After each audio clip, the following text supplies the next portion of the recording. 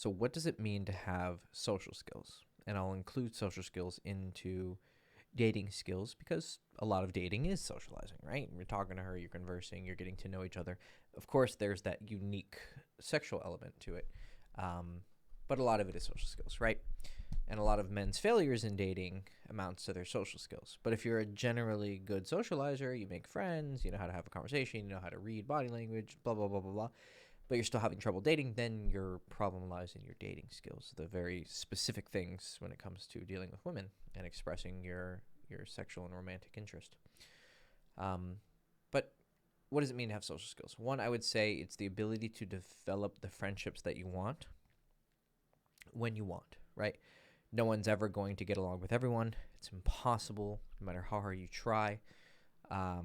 And you might not want to be friends with someone, but that could be a sign of your skills if, even if you don't necessarily like someone, you're able to get along with them, right? So we might not even have to say develop a friendship, but develop some level of maybe just avoid causing, shit, having someone not like you, right? They may not like you, but they don't dislike you either because you have the ability to kind of get along with people, even if you're not necessarily interested in their friendship on a deep level, right? I would say it's also the ability to provide value on a purely social level, right? It's not your, you're a lawyer and you can give him legal advice, or you're a dating coach and people want dating advice from you, which is really annoying because a lot of my friendships end up with people pretty much asking me for advice, which a lot of the time I'm happy to give, but sometimes it gets very tiring. But I wouldn't say that's necessarily, well, I guess in some weirdly indirect but also direct way, it is social skills. But, people liking to be around you simply because your sense of humor, conversation, you just have a good vibe, you have a good energy, right? That would be purely social, right? Doesn't matter what your job is, doesn't matter how good looking you are. These things can help, right? Because they warp people's perceptions of you socially. But having purely good social skills is, people who would fit into this category are like people who are like VIP hosts at clubs and bars. Like, their main ability is their social skills, right? And so they're able to corral the girls, they're able to meet the clients who are going to buy tables and spend a lot of money, and their main skill is their social skills. So they buy with their social credit what the guys with money buy with their money, right? A lot of the people who buy tables and shit are, not always, not in every instance, but you'll have some nerd who made millions in, tech or something, and so he buys his social status with money. But the VIP host or someone like that buys their status with pure social skills, right? So that would be, some content creators, Twitch streamers or YouTube personalities. It's a little bit different because that's a very, yeah, it is a bit different because, first of all, a lot of it's a manufactured, exaggerated version of yourself, which might be actually really fucking annoying in a social context, but in an entertainment context, it's actually like cool and can hit a lot of people and be very polarizing. So I'm not sure if I would put it on there, right? But people just like being around you, right? And then I would say understanding, I mean, these are kind of just extensions of the first point, right? Understanding the dynamics of socializing so that you aren't victim to them, right? You're not going to be that guy that people don't want to bring. Like, they may like being around you, but they don't want to bring you around girls because you're awkward around girls, you're scaring the hoes. They don't want to bring you around because you're a buzzkill in social situations, but they like to speak with you one-on-one because, you're good at having deep talks. But when it comes to groups, you tend to kind of kill the mood and make things too serious or, whatever. So you aren't going to be a burden socially. So it's just not being bad. But also you're able to defend yourself in social situations. When people try to tool you or people try to tag, you'll find yourself in situations where a lot of people in the room just for some reason don't like you. Maybe you rub someone the wrong way, and then that person is more their friend, so they're gonna like make some digs at you, and you know how to handle yourself, right? And now, if every person in the room doesn't like you, I mean, there's no victory possible because they don't like you. Well, though I suppose it would show you have good social skills if you were able to extend an olive branch and make them like you, right? In most cases, it's not really worth it. Like, who gives a shit? And the fact that they were starting shit with you usually means they're a fucking bitch, right? And they're not really worth befriending. But there have been situations where I've turned a situation around from a guy threatening to stab me, and then we were hanging out and doing shots together. So, but was that guy really worth having, being friends with? No, probably not. He's a piece of shit, right? But I guess it showed some level of, just being chill and, calming him down, and like, there was a misunderstanding, blah, blah, blah. It can get you things, right? Just your ability to have a conversation, just your ability to project certain body languages, right? To not seem intimidated, but also not seem arrogant, to seem friendly, but not like an ass kisser, right? Maintaining that balance will enable you to, but most people are seeking friendship, either as a tool to their own advantage, just because they like talking to people. They don't know how to explain it. They just like hanging out with people, just finding someone who they can, put their trust in and see as like a comrade. Different people have different motivations, and some are a first priority, a second priority. But your ability to get what you want socially, right? But I would say that, and the reason I'm going over this, like the entire reason for the video, is when you make your motivations clear in your own mind, it's sort of like you're like, okay, I want to make money, right? It's the same thing as saying I want to, make friends or something, right? It's just very general. But once you know exactly what your motivations are and your paths there, like, oh, that's what it means.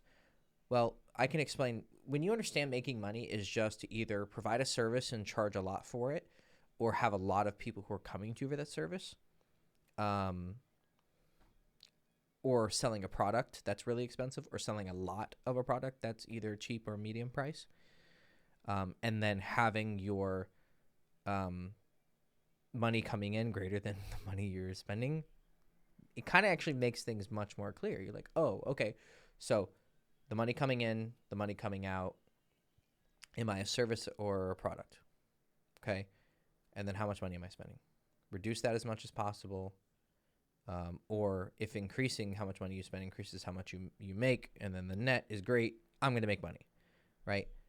When you actually break it down that simply, things do become simple, or they become easier because you have a clear view in your mind. So when you have an idea of like, why do I socialize? You're not driven by this kind of vague, like, this is normal, this is what I'm supposed to do. And then if you continue to understand it deeper, right, if you were to ask yourself the questions that I'm proposing right now, you can actually find what I would call like the secret level, the secret like hidden boss of socializing. I would say the first one is that having friends and having people like you is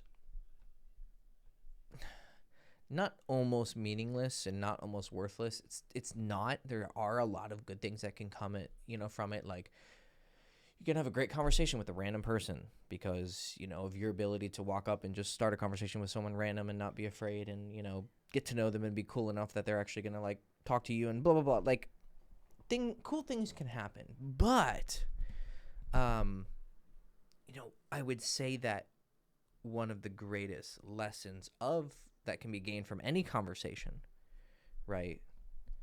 This guy giving you a business idea, this guy giving you some wisdom, this guy, giving you a certain connection or whatever, getting you a job.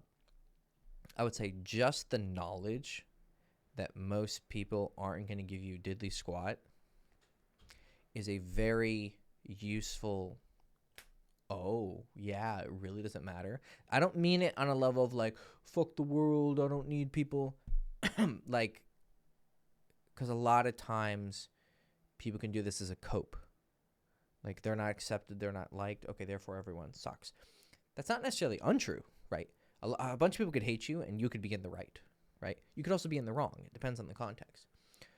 But I mean it in just a very, like, I could have friends. I could have people like me, but I literally don't give a shit. Like, the level of motivation is so small that I almost could, like, if it wasn't a necessity in some cases, like, I would be living in a cave. The closer you could get to that level of independence, the happier you will be. You will be,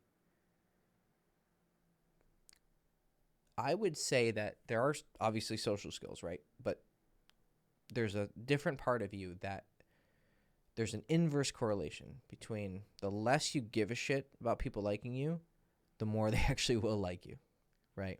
So this kind of secret knowledge has two consequences. One, you're just happier. Because in the cases where no one's liking you, which could either be your fault, because you can't be perfect, or it could be their fault because they fucking suck, or in the cases where you don't want to be friends with anyone, right? You're still happy because you don't give a shit. And then, as a consequence, you're still going to desire validation on some level, right? People are going to like you more because you don't care, right? So it's kind of cool. The less you care about people liking you, the more they'll generally like you. But you don't care about that second one too much because you don't care, right?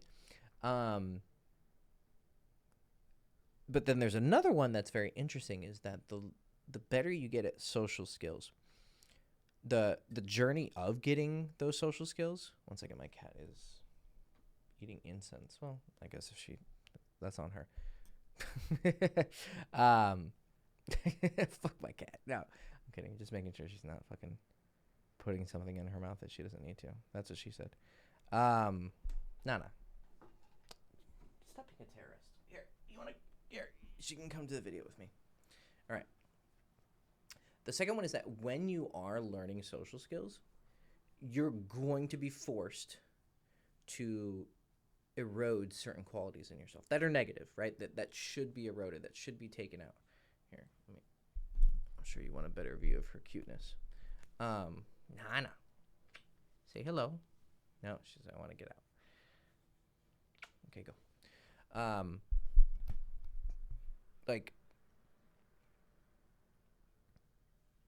qualities in you that are eager for validation, that need approval, where or you're, because if you're afraid to go talk to someone, it's because you're afraid of rejection, right? Getting rid of that fear of rejection, or understanding the fear of rejection, so that when it does arise, it doesn't have a great effect on you, because you're never going to fully get rid of it until you're, like, completely beyond the need for validation. But as you are increasing your social skills and you're eroding these qualities in yourself that make you weird, or and not in a good way, not in some unique, like, oh, he's eccentric and cool and weird. No, like, just fucking weird, right? When you get rid of these qualities, these bad, you kind of shave them off.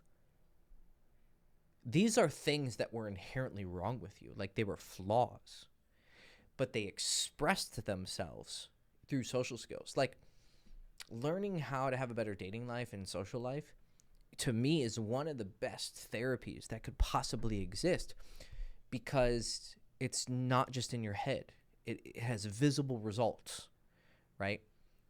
And some people regard social skills or dating skills in the way, like, oh, you're hiding your flaws and you're putting up a false image.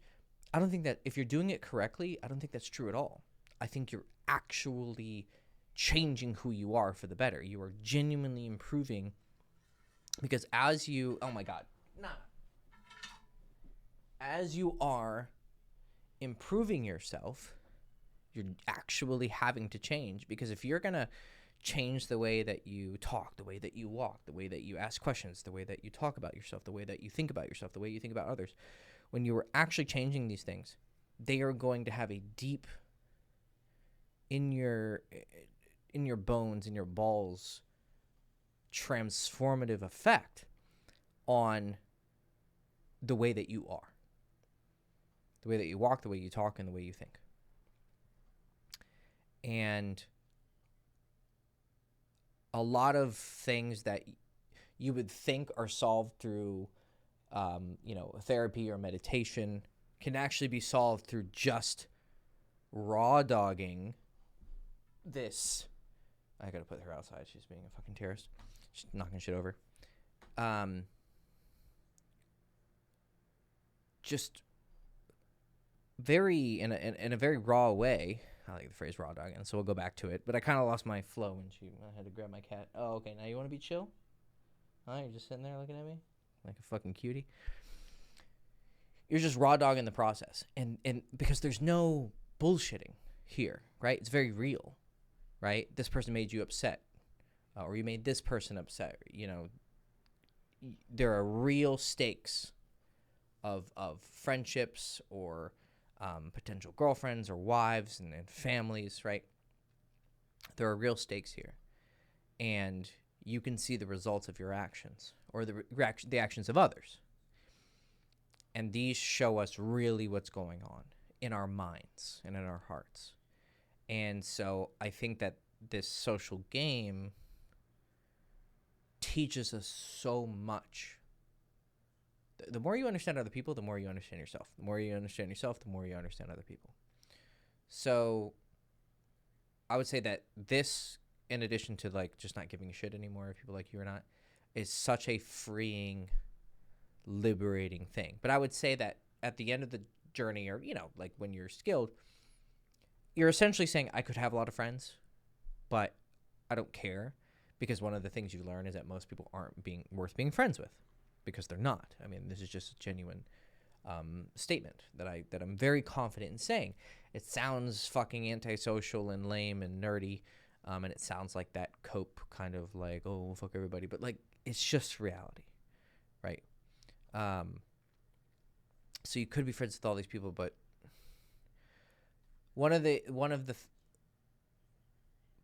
you get bored with most people's conversations. You get bored with how most people interact, because you find yourself being the one giving the most value, because you spend so much time trying to work on how you can give value to others, right? It's a very selfless, like being good at conversation is talking about what other people want to talk about, right? Learning how to be a good host, so to speak, right? Like you're good at having people, like you're fun to be around. You're an enjoyable person to be around. Now my cats are rubbing all over everything. Nana, you are just, if you weren't so cute.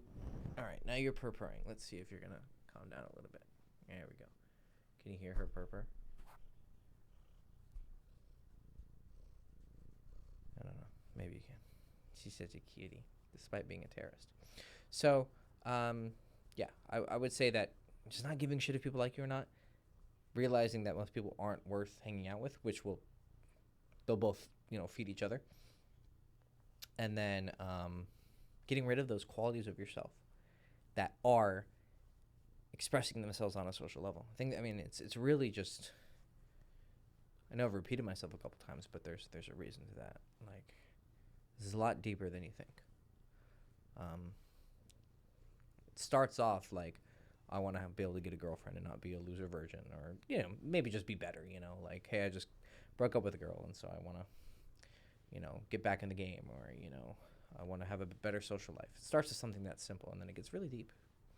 But what I would say having social skills is kind of what we've been over already, like having everyone like you. There's just too many factors there, right? You could have 1 million people fucking hate you, and that would mean absolutely nothing, right? It could just mean that a certain person on YouTube doesn't like you and, grabs their 1 million followers and declares, I don't like you. And they all say, yeah, I don't like you. Or it could be, you get in a, argument with someone at a party. Well, he knows everyone there, or she knows everyone there, and, now you're the outcast. Well, maybe they were a piece of shit, and you were right to, open your mouth and stand up for yourself or whatever. Some people just aren't worth having like you. But it's also not, like I said, having everyone hate you either, Like, oh, everyone hates me. I must be doing something right. Well, I don't know if that's true either, right? It really depends on the context. You should have some people like you because you do need some proof that you have some social skills. But the more high value, having one high value person genuinely, and what that means is a completely other discussion. But generally, I would say is someone who's virtuous, someone who can provide value on some level, either professionally, spiritually, or just socially. Having one high value person as a friend is worth 1,000 worthless friendships, maybe 1,000,000, right? Maybe more. And then definitely it is not taking advantage of everyone, which is what some people can see this strategic view of socializing as some sort of like, it is a game. Here's the thing. It is a game. Like, let's not get it twisted. And it always will be. Because some people they're like, oh, it's just, if you get along with people kind of treat it like this. They treat dating the same thing. Like, oh, you have chemistry or you don't. It's like, if it was that fucking simple, no, it's not possible. Because then that would mean there's no free will involved, right? X person has X qualities, Y person has X qualities also. They match qualities. Oh, synergy, boom, that's it. No, there's free will, there's choices, there's habits, there is an element of like, all right, you two people just click, right? But there's a huge element of free will. And so you can't see it as this like, oh, whatever's going to happen happens. No, there is a game. There is definitely a game involved. And there are different motivations, and different people have different layers of motivations. And that's going to affect how you should treat them. So there is a game, okay? But don't go to the extreme, right? And see it's like, okay, how can I get what I want from everyone? Well, because by doing that, you're actually not playing the game right. Like, it's a contradiction. In order to actually play the game right, you do have to see it to a certain degree as a selfless, how do I provide value to everyone? Otherwise, you're not going to be enjoyable to be around. Like, it's pretty obvious, if not consciously, subconsciously, people can just read when someone is a value whore, right? Like, they don't provide anything. Every psychopath that I've known, like probably genuinely, like clinically, they are eventually figured out, right? It's eventually revealed that they weren't providing anything and they were just taking. And I've had like two that were close friends, one that was like kind of a tangential friend, but like he was revealed too. But two that were like decently close friends. They're always revealed, right? And they always expose themselves. And they are people who see socializing purely as a way to get what they want. To get money, to get drugs, to get girls, to get, attention, whatever it is they're seeking. You can't see this as just a game to like take advantage of everyone, because you're going to be bad at it. None of the psychopaths I know are successful. I would say probably very few psychopaths in the world are successful. They may have a lot of money. They may have fame. They may have something that you're like, oh, well, they're doing pretty well. But I promise you, behind closed doors, they are getting their ass kicked. I mean, it is almost a certainty. Because they don't provide value. Because they don't have a desire to provide value. They don't have that kindness in them. And you need that. You need that for sure. So really at the highest level, I would say socializing becomes either purely about everyone else, because you don't really desire to socialize that much. But when you do, you spend your time more giving and listening or giving advice or it becomes something that you're just not too engaged in. Right? Like, oh my God, what am I pressing? She's just pressing buttons. I don't want her to like accidentally stop. My love, my darling, my sweetie. You just gotta be a terrorist. So yeah, asking yourselves these questions, it may seem nerdy, it may seem not helpful, but it is, because you orient yourself. You put you align your compass. And when you do, You can walk in a much straighter line, and you're not kind of wasting your time. And always remembering first principles for anything is always a good idea, because it reveals how things work. Like, I just pretty much explained how socializing works through understanding what it means to be good at it, because I had to, by definition, right? There's a lot of details in there, but I've given the broad strokes. So yeah, give it a thought. Genuinely assess yourself and go, okay, do I have good social skills? And different people are going to have different measurements or different tiers of expectations. Right? Some people just, want to have a few friends, have a cute girlfriend. Yeah. Me, I wanted to understand this shit on a really, really deep level. So I dedicated a lot of my life to it. Some of you may not be so inspired or inclined, and that's totally okay. But it's probably one of the most fundamental skills in the world. And I think that if you become competent at it, the rest of your life becomes so much better. Your professional life, your romantic life, obviously, because it's pretty much 75% or 50% social skills. And like I said, it has an effect spiritually, like in your character, because a lot of your flaws are going to come out through your expressions. And so you're going to be able to face them. They're not just going to be ideas in your head. They're going to be real things that you're expressing and experiencing. So give it some thought, what it means to have social skills. So anyways, I'm gonna get going, give my Nana some love.